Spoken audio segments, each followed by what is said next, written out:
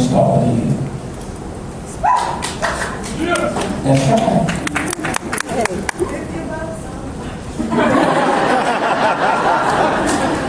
And I can, as sure as I'm sitting here, I can definitely say I love each and every one of you.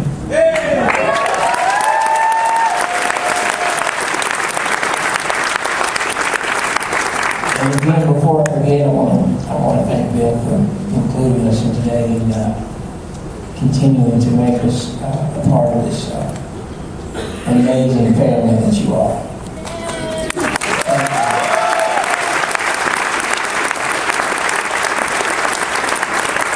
I have to be honest, I'm feeling a little bit inadequate. Well, let's be honest, I always feel a little bit inadequate. We won't go any deeper than that. But you hear someone like Warren speak, and you wonder, what the heck do I have to bitch about?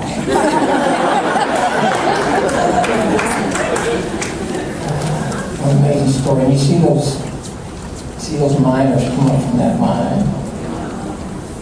69 days. I can't even imagine. And that poor guy that had the wife and the mother. Mistress. Why is the news media so horrible? Poor guy, he wants to stay in that hole.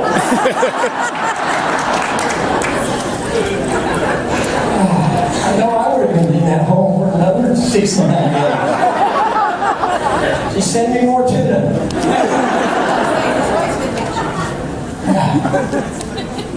You know, the crazy thing about this life, and the thing that always keeps us on our toes, is that adversity comes in all shapes and forms and all different ways. And there isn't a single one of us that avoids it in this life. And you heard me say it before, this life is tough. This life is hard. And it can sometimes downright suck. But man, it's worth it. This life is a beautiful gift. Each and every day we're given is a gift. Sometimes it doesn't seem like that. You know, like I said, adversity comes in all shapes and forms. And I've had a long summer. And again, I hate to even bring it up. I don't listen to anyone, but some of you may have heard, because I got some wonderful messages and encouragement from some of you on Facebook, and I want to thank you for that. But I broke my leg in mid-June while we were up traveling on the road in Wyoming. And believe it or not, I broke my leg in two while putting on my pants. I'm in contact with the Guinness Book of World Records. And I believe I may be the first. I was literally putting on my pants, sitting on the side of the bed in the hotel room, and it just snapped. Loud pop, and I could see the bone. It didn't come through the skin, but you can sure see it. And I thought to myself, did that just happen? So the next thing was that I got to find my way to a phone. And so I tried to move, and I thought, oh, that hurts. I was able to hold it and slide and hold it and slide and get to my cell phone. And so I called Dan. I said, my leg just snapped, dude, you better call 911. So I'm laying there wondering, okay, they'll be here in a second, but you know that little latch you put? I don't use that latch anymore. The next 10 minutes, all I heard was bang, bang, bang. And they're trying to kick the door in. But we got to the hospital, and it was a good break, as I said, and no one in Wyoming could fix it. So they had to get us on a life flight plane to Denver. And so we, obviously at this point I'm so drugged that it doesn't really matter where we're going. guess this is why this happened, because, and Dan and John were wonderful. They handled the situation great, other than you fainting. Oh, that's right, you just cried. But John got all the things together and went home from there, and Dan flew with me. Actually, they didn't know if there was going to be enough room at first, but Dan flew with me to Denver. When I finally was coherent and done with surgery and all that stuff, I wanted some of my things, my clothes, whatnot. That's all I had used for the last few days was one of them butt showing things. And so I asked where my clothes were, and they were in Nashville because there wasn't room on the plane for my stuff. But there was a guitar sitting in the corner.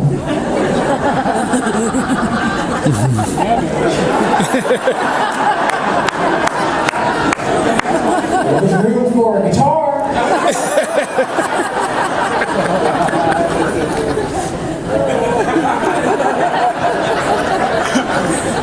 Anyway, to make a long story short, I had to wear some real baggy sweats. I finally was healthy enough to go home. And the surgeon did a great job, but I just started walking a couple weeks ago. So I'm happy to be here in more ways than one. And so, you know, the last 5 years are just beating me up. Just beating me up. My health is just one thing after another. And, my stomach, I had some stomach issues, and it's at Walmart recently, and when your stomach speaks to you, sometimes you don't have much time to react.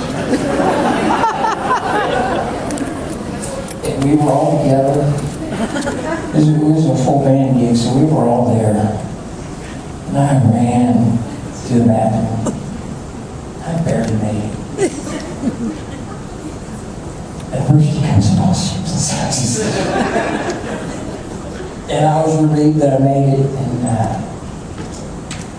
I was settling in. I was to refer to it, and I heard all these women speaking. And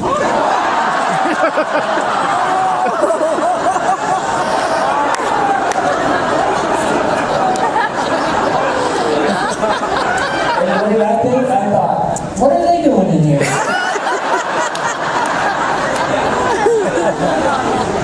And just like, you know how they show you movies where it just goes boom?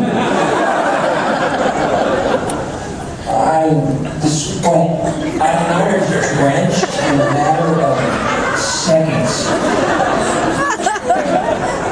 And I thought, they're not in the wrong place.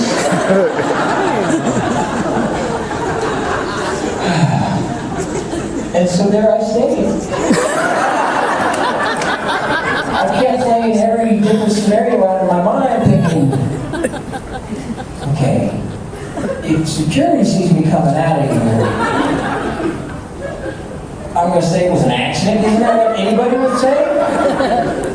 So I'm thinking I'm going to jail and whatever else. But the hardest part was I knew I wasn't going to make a break for it until I heard silence for a good little while. So an hour or more later, while all these guys are wondering where I am, I finally made a break for the door and straight to the parking lot and out. And the whole time, I was just waiting for that tap on the shoulder. Come with me, man. Somehow I'm so young. But that, like I said, adversity, that was adversity. Let me tell you. And it comes in every shape and size. Absolutely does. You know what? Will you do me a favor and just quiet? Think about whatever it is you want to think about.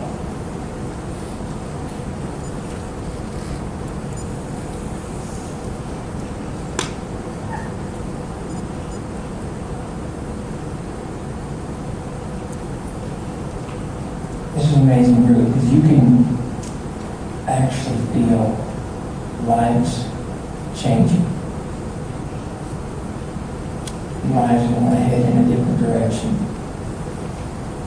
Lives that want to improve. And there's always room for approval. Unfortunately. And we're all flawed, terribly flawed. I know I'm terribly flawed. You know what? That's what makes us all so unique and special. Because if we weren't flawed, it wouldn't be too impressive to climb your way through the tough times and see yourself through to the other side. It's the fact that we are flawed that makes it so amazing when we get there. Most of you know I am a cancer survivor.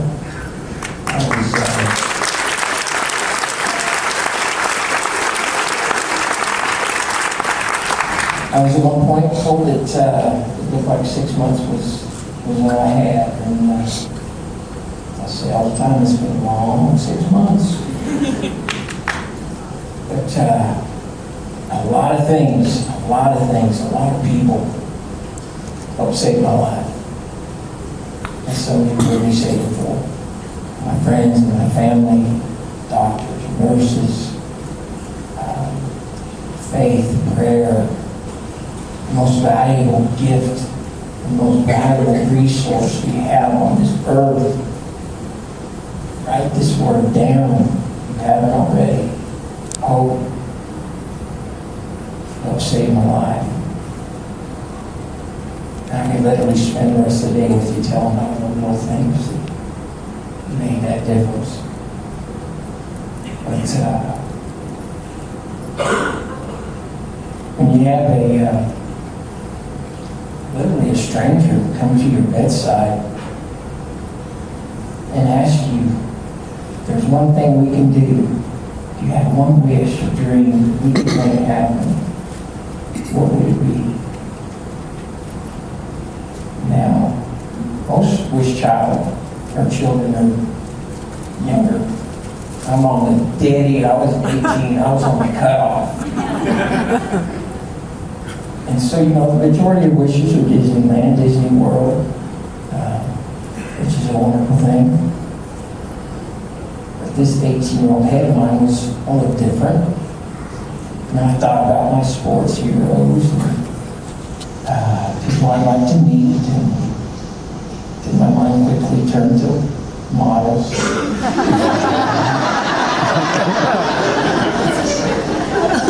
Cindy Crawford, particularly. And then it crossed my mind, how far can they take this wish?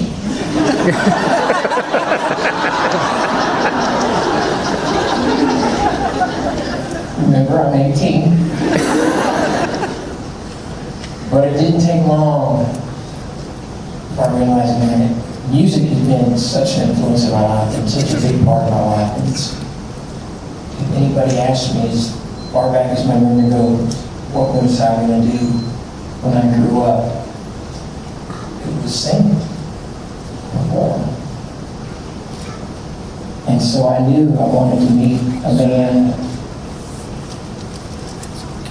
that had inspired me and was kind of my unknowingly mentor, because his music was so powerful in my life. As Clarissa said earlier, Mr. David Foster. His music is just amazing. And I think we can all kind of chronologically look at our lives through song. And we'll have our own personal soundtrack to our lives. And my soundtrack is just full of David Foster tunes. And I knew there was something similar about that man and his love and passion for music. That was the same as mine. And I said, I want to meet David Foster. And first thing this English volunteer said was, who? More people know who he is now today. He's a little more in the public Then he was kind of behind the scenes, he stayed there, he liked it there, he seems to like it in front of the camera for some reason. But, they're so used to hearing Michael Jordan, names that just click automatically. And I explained to him, no, this is my music hero. And they made that wish come true. My mom, my dad, my younger sister all flew down to LA. First time I've been on a plane. Grew up with 7 other brothers and sisters, and you don't travel by plane for vacation. Always got stuck in the, we had the station wagon with the seat in the back that faced back. And I always got sick.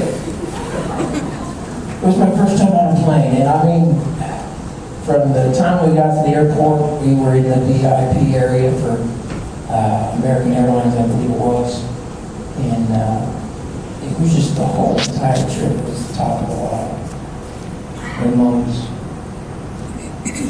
And I tell you, that time I spent with David in the studio just re-energized me.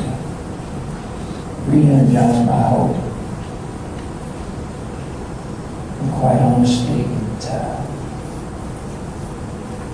without question, helped save my life.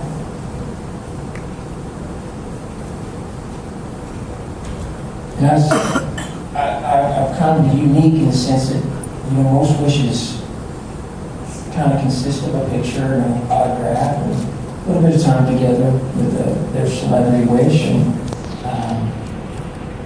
I think David was kind of curious too why someone would pick him instead of, all these wonderful artists he works with. And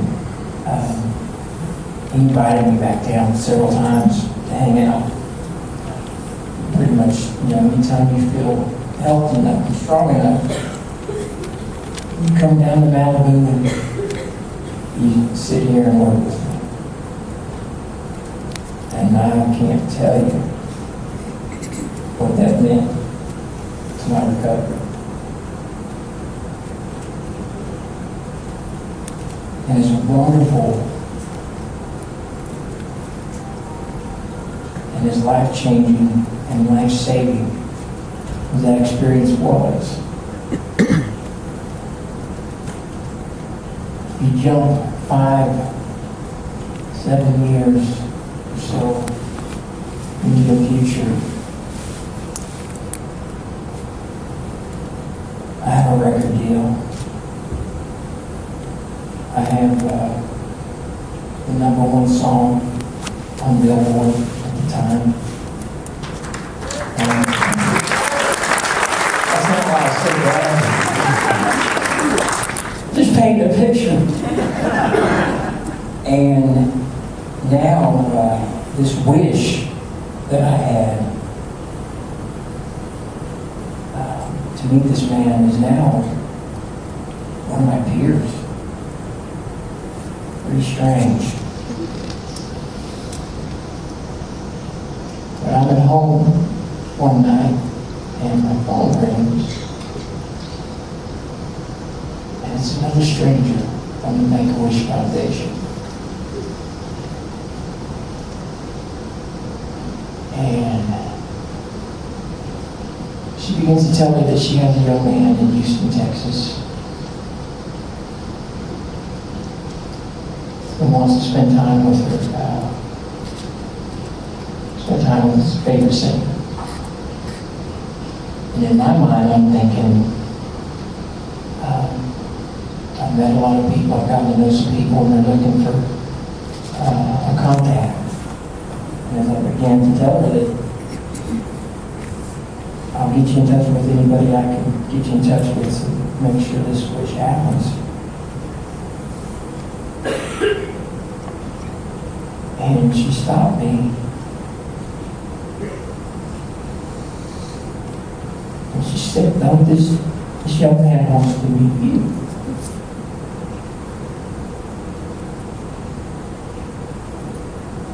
And instant, I was back in my hospital bed, thinking about my own wish. And all some crazy thoughts, some wonderful thoughts of what I might ask for. And to know that this young man had even thought of me would have been amazing. But use that wish to spend more time with me. Just doesn't get any better than that.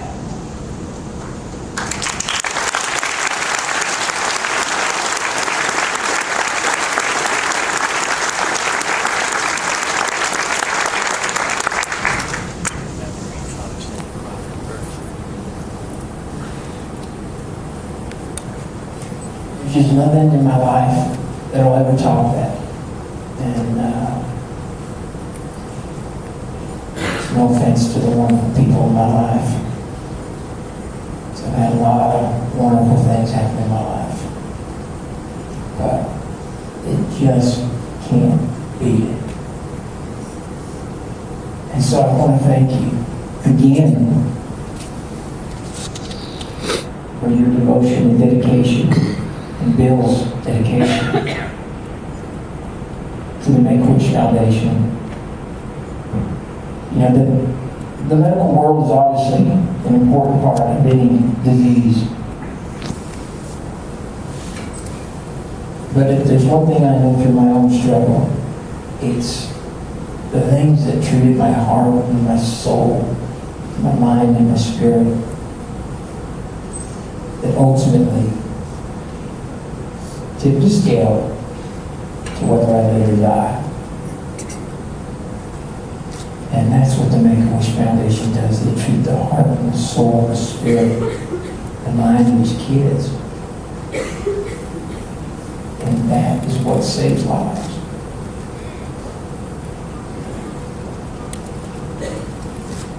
And so by being here and making a contribution as a group and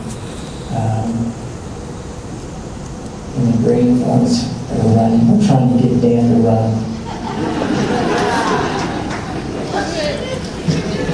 Come on, man.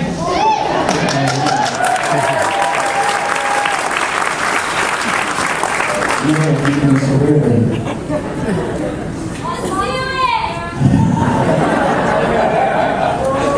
Get him a shirt. But thank you. Thank you, thank you, thank you.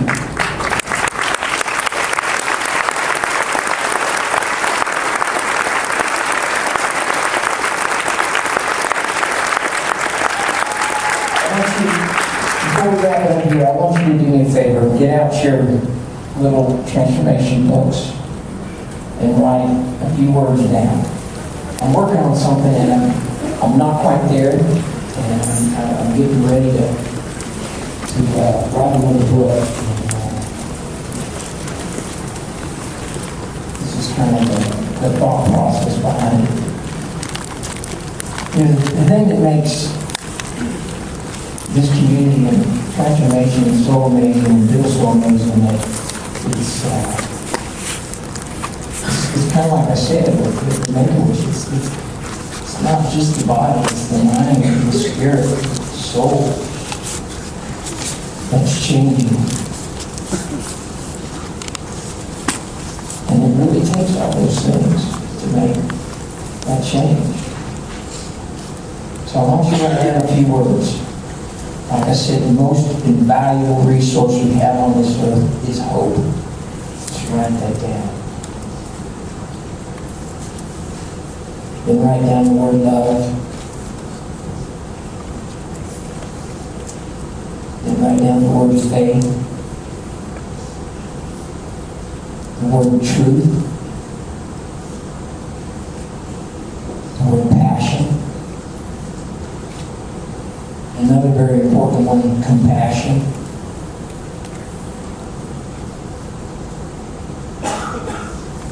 believe.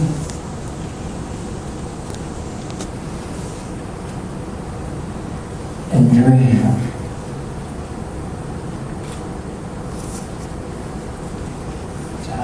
I think I'm forgetting something, but regardless, take those words to heart. Study those words. Tell you if you apply those words, forgiveness, sorry. You take those words to heart, you apply them to your lives, and I guarantee you your transformation is going to be that much more beautiful. Again, thank you for having us. Thank you for always making us feel at home. Bill, God bless you, brother. God bless each and one of you, my brothers and sisters.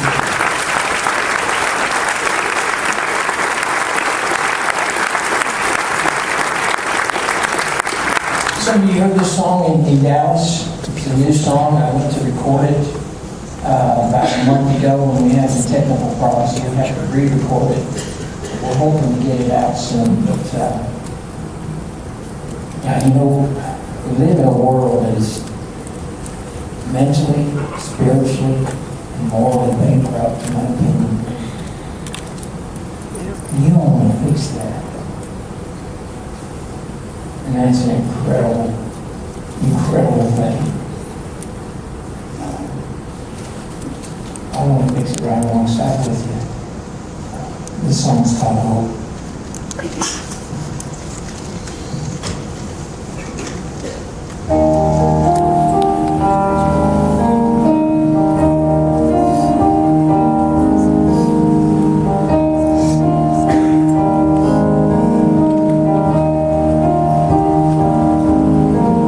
A child is lost, a mother grieves.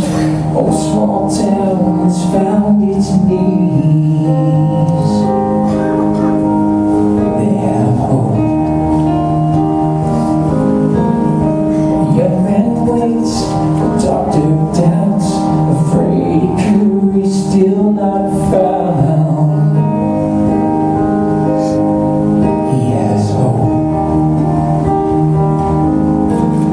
Such a little word for all the power that it holds, but it just might be the one that matters most.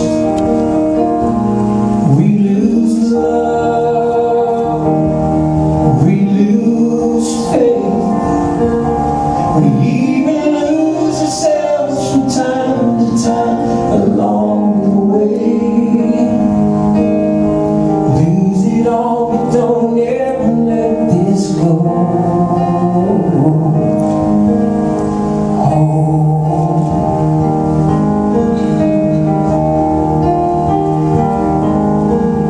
Singer prom, he wants to go, but all his friends say she'll say no.